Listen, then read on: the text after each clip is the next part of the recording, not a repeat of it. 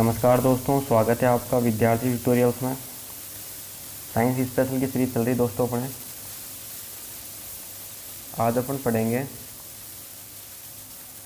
Blood circular system का रुधिर परिसंचरण तंत्र के अंदर अगला पार्ट है दोस्तों इसका। ये टॉपिक है अपने पास रुधिर, ब्लड। ठीक है दोस्तों, रुधिर क्या होता है?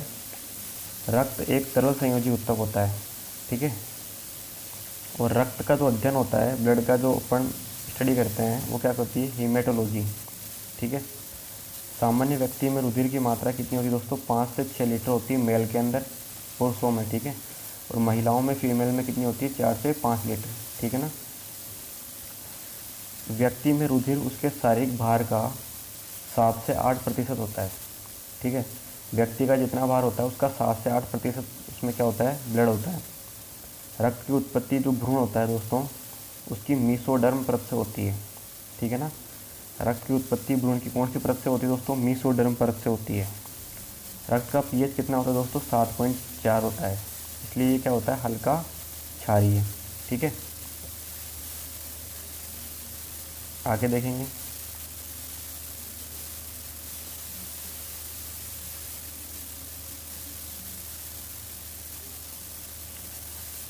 अब दोस्तों ब्लड जो रुधिर है उसका वर्गीकरण देखते हैं अपन। ब्लड को दोस्तों 2 भागों में बांटते हैं। एक तो होता है प्लाज्मा और एक होता है रुधिर कणिकाएं। प्लाज्मा जो है वो ब्लड का 55% होता है। ठीक है, और जो रुधिर कणिकाएं होती है वो ब्लड की कितनी? 45% होती है। ठीक है, अब यहाँ पर दोस्तों जो रुधिर कणिकाएं होती है उनको अपन 3 भागों में बांटते हैं, आरबीसी, डब्ल्यूबीसी और प्लेटलेट्स। ठीक है, आरबीसी, डब्ल्यूबीसी और प्लेटलेट्स। आरबीसी को बोलते हैं लाल रक्त कणिकाएं, ये श्वेत रक्त कणिकाएं, और ये बिम्बाणु बोलते हैं नहीं, या प्लेटलेट्स बोलते हैं। ठीक है ना। तो दोस्तों सबसे पहले अपन पढ़ेंगे प्लाज्मा के बारे में। प्लाज्मा जो होता है वो कितना प्रतिशत होता है? ब्लड का 55%। और रक्त में प्लाज्मा की मात्रा दोस्तों कितनी होती है? अभी बताया था कि रक्त का 55% तो क्या होता है? प्लाज्मा होता है। प्लाज्मा में सर्वाधिक मात्रा, अब जो प्लाज्मा है ना, उसमें भी जो प्लाज्मा अपने आप में 100% है, उसमें भी 90 से 92% क्या होता है? जल होता है। और बाकी शेष 8 से 10% क्या होता है? कार्बनिक पदार्थ। कोई भी ऑर्गेनिक या इनऑर्गेनिक कंपाउंड उसके अंदर, कोई भी ऑर्गेनिक और इनऑर्गेनिक सब्सटेंस के अंदर होता है, लेकिन 90 से 92% तो क्या होता है अपने पास? जल, वाटर होता है। और बाकी सब क्या होता है? कार्बनिक या अकार्बनिक पदार्थ होता है, 8 से 10%। अब दोस्तों प्लाज्मा के अंदर, प्लाज्मा में जो प्रोटीन पाए जाते हैं उनकी बात कर लेते हैं।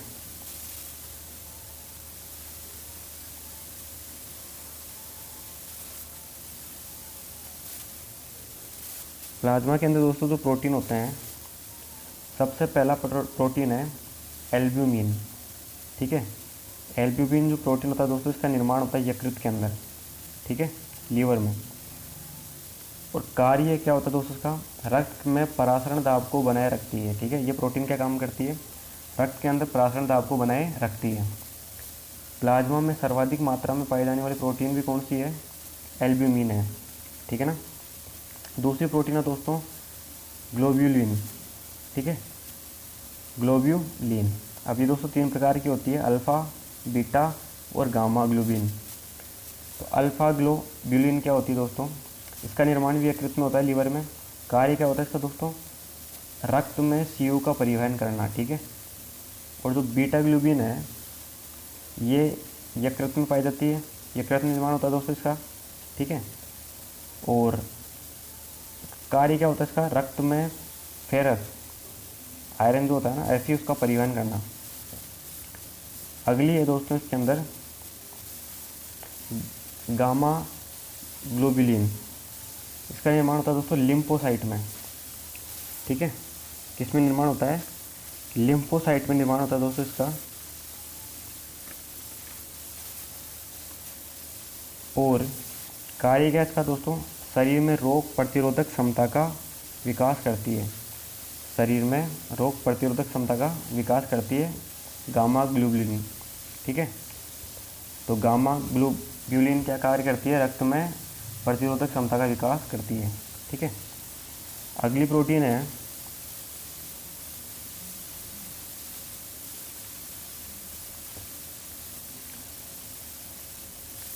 प्रोथ्रोम्बिन, ठीक है, और फाइब्रिनोजन। ये दोनों जो प्रोटीन है दोस्तों, ये प्लाज्मा के अंदर पाई जाती है और इनका निर्माण यकृत के अंदर होता है, ठीक है। और कार्य क्या है, रक्त का थक्का बनाने में सहायक होती है ये, ठीक है।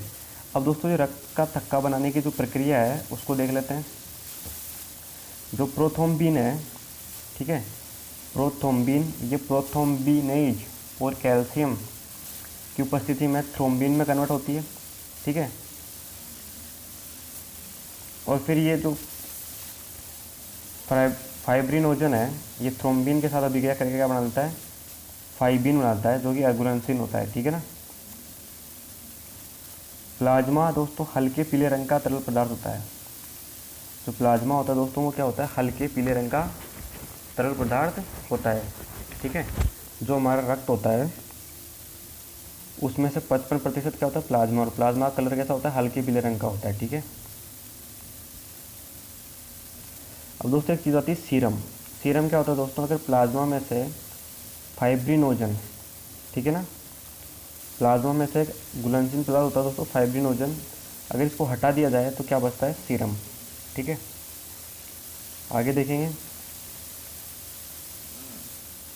प्लाज्मा के बाद में दोस्तों बात आती है रुधिर कणिकाएं, जो कि ब्लड की कितनी प्रतिशत होती है, 45%। आरबीसी, डब्ल्यूबीसी और प्लेटलेट्स। सबसे पहले देखेंगे दोस्तों आरबीसी को।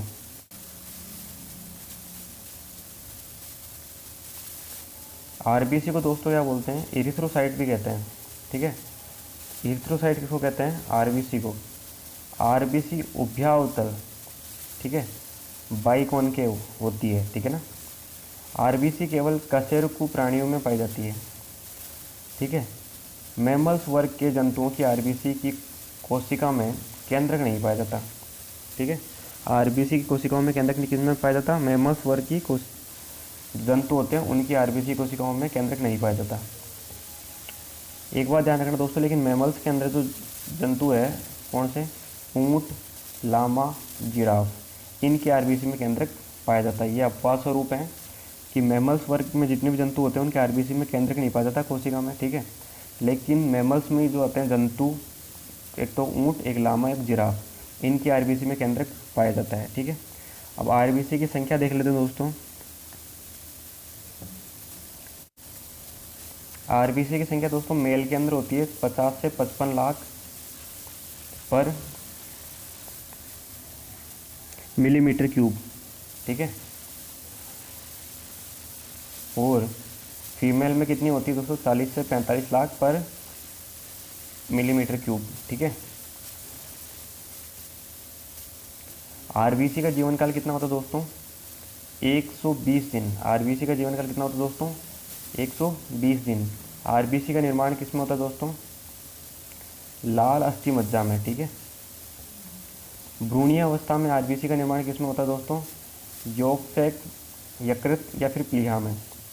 आरबीसी नष्ट कहाँ होती है दोस्तों, प्लीहा में, स्प्लीम में और पिल्ली में, ठीक है।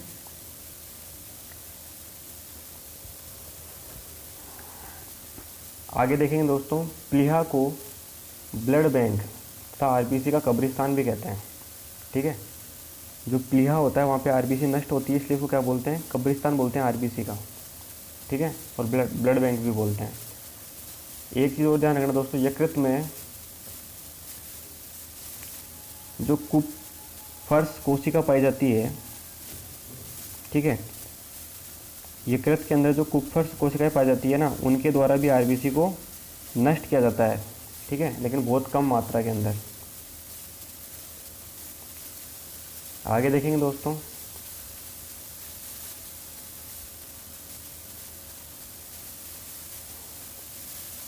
आरबीसी की कमी को दोस्तों क्या कहते हैं, एनीमिया, ठीक है। आरबीसी की संख्या में अधिकता, कमी तो एनीमिया, लेकिन अगर अधिकता हो जाए तो क्या कहेंगे, पॉलीसाइथेमिया, ठीक है। ऊंचाई पर जाने पर आरबीसी की संख्या में क्या होती है दोस्तों, वृद्धि होती है। ठीक है। आरबीसी की गणना करने का यंत्र कौन सा होता है दोस्तों? हीमोसाइटोमीटर, ठीक है। आरबीसी की गणना करने का यंत्र कौन सा होता है? हीमोसाइटोमीटर होता है। आरबीसी में हीमोग्लोबिन नामक श्वसन वर्णक पाया जाता है। आरबीसी में हीमोग्लोबिन नामक श्वसन वर्णक पाया जाता है दोस्तों, जिसके कारण रुधिर का रंग क्या होता है? लाल।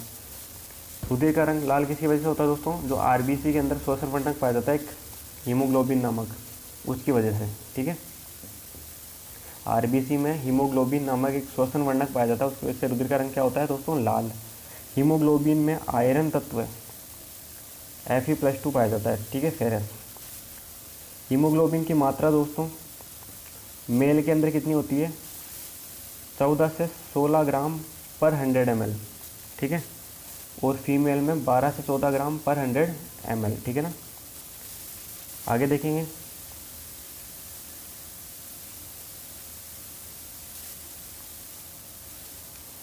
प्लाज्मा जो होता है दोस्तों, प्लाज्मा में हीमोसाइनिन, ठीक है, प्लाज्मा में haemocyanin Cu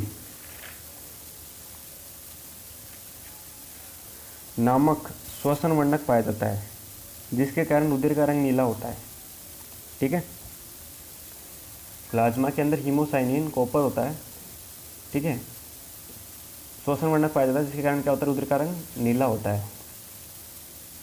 for example arthropoda में जैसे ले लें अपन, ऑर्थोपोडा वर्ग के लें तो कीट, मकड़ी, कॉकरोच, ठीक है, इनके रुधिर का रंग क्या होता है?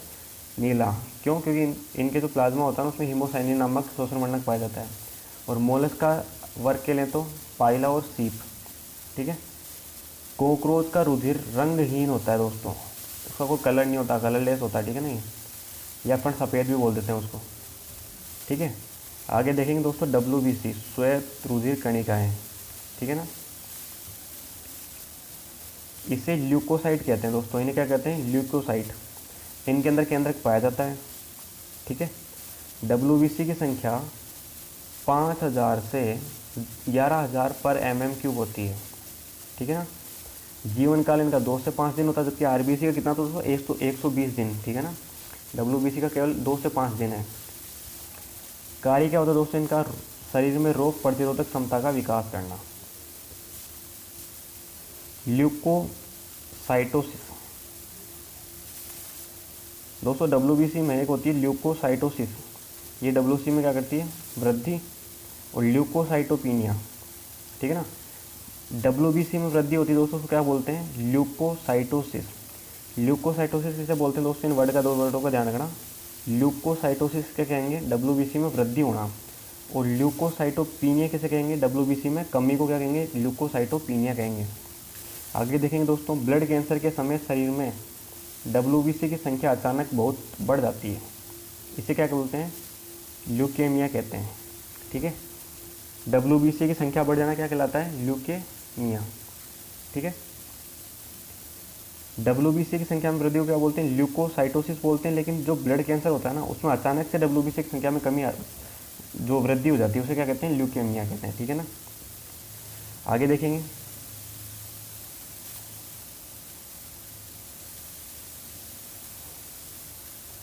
WBC है दोस्तों, इसका वर्गीकरण करेंगे।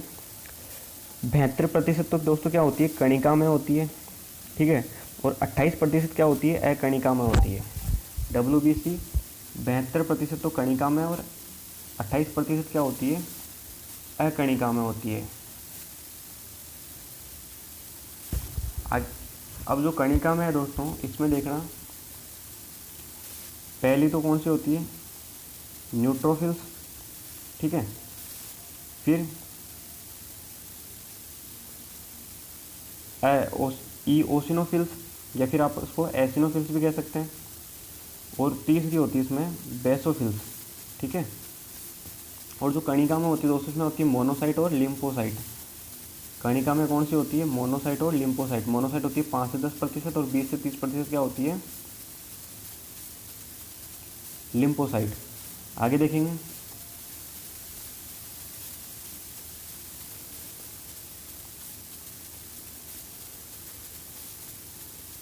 सर्वाधिक संख्या में WBC दोस्तों होती है तो उसको क्या बोलते हैं? न्यूट्रोफिल्स, ठीक है।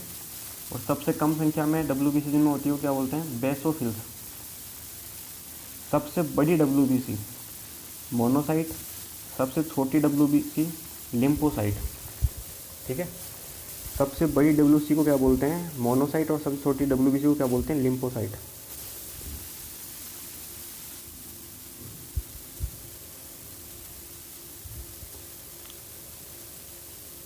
मैन अब दोस्तों उनके और नाम और भी है, macro policeman WBC, macro policeman WBC इसको बोलते हैं बड़ी वाली को, ठीक है ना। और छोटी को क्या बोलते हैं, माइक्रो पुलिसमैन डब्ल्यूबीसी, न्यूट्रोफिल्स। ठीक है, आगे देखेंगे, ऐसी डब्ल्यूबीसी जो अपमार्जक की भांति कार्य करती है उसे क्या कहते हैं, कौन सी होती है, मोनोसाइट। मोनोसाइट सबसे बड़ी डब्ल्यूबीसी होती है, मैक्रो पुलिसमैन डब्ल्यूबीसी, और मोनोसाइट को ही क्या बोलते हैं, अपमार्जक की भांति कार्य करती है, ठीक है ना। एड्स रोग में शरीर में T4 लिम्फोसाइट की संख्या में कमी हो जाती है। ठीक है, एड्स रोग में शरीर में किस T4 लिम्फोसाइट की संख्या में क्या हो जाती है, कमी हो जाती है शरीर में।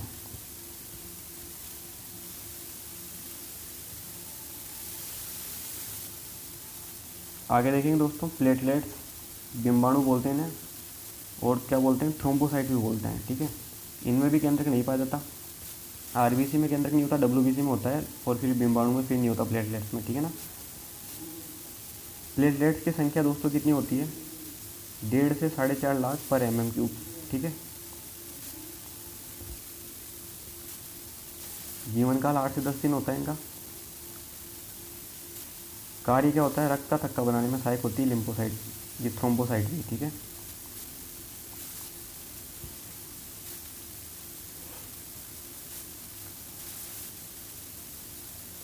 प्लेटलेट्स केवल दोस्तों मैमल्स वर्ग के जंतुओं में पाई जाती है।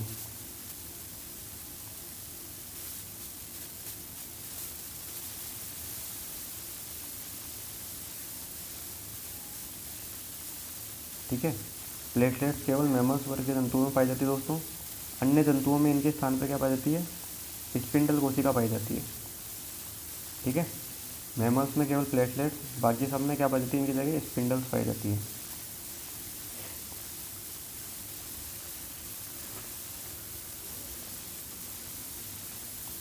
आगे देखेंगे,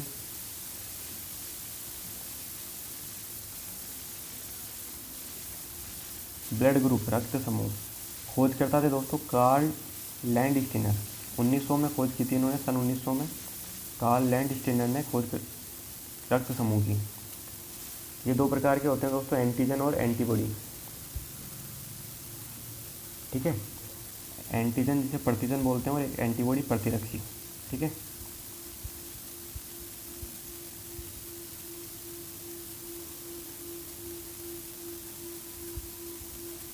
एंटीजन दोस्तों कैपिटल ए और बी से रिप्रेजेंट करते हैं, एंटीबॉडी को स्मॉल ए और बी से रिप्रेजेंट करते हैं। एंटीजन जो होता है दोस्तों आरबीसी की झिल्ली में पाया जाता है, और एंटीबॉडी कहाँ पाए जाते हैं, प्रतिरक्षी प्लाज्मा में पाए जाते हैं। ठीक है ना।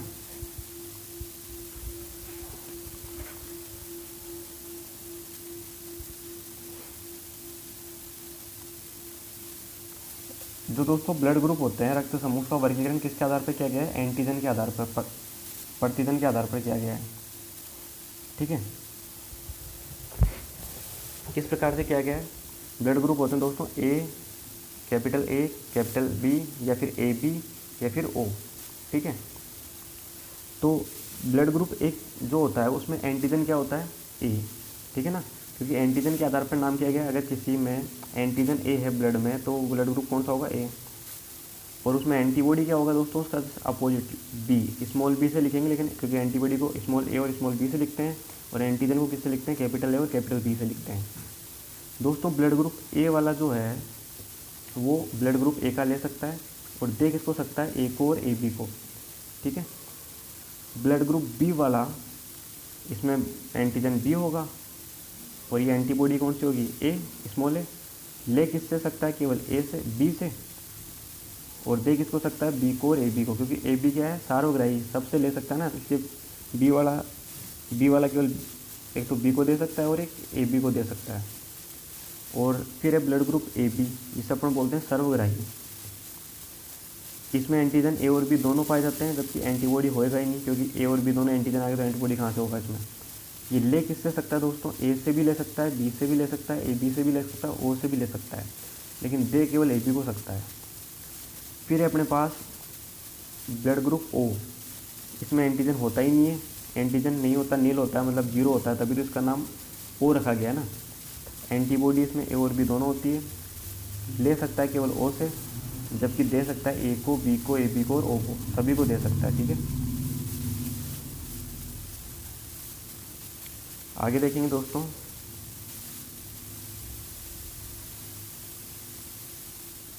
हिपेरिन एक एंटी क्लोटिंग प्रतिस्कंदित पदार्थ होता है। हिपेरिन एक क्या होता है, एंटी क्लोटिंग पदार्थ होता है जो शिरा व ध्वनियों में रुधिर का थक्का नहीं बनने देता। ठीक है, एक चीज़ और देखेंगे, हिरुडीन भी एक एंटी क्लोटिंग पदार्थ होता है जो जोंक में पाया जाता है। ठीक है ना, हिपेरिन एक एंटी क्लोटिंग पदार्थ होता है जो शिरा और ध्वनियों में क्या कर रुधिर का थक्का बनने नहीं देता। और एक हिरुडीन होता है दोस्तों, ये भी एंटी क्लोटिंग होता है, लेकिन ये केवल जोंक में पाया जाता है। ठीक है ना, आगे देखेंगे दोस्तों RH फैक्टर। ठीक है,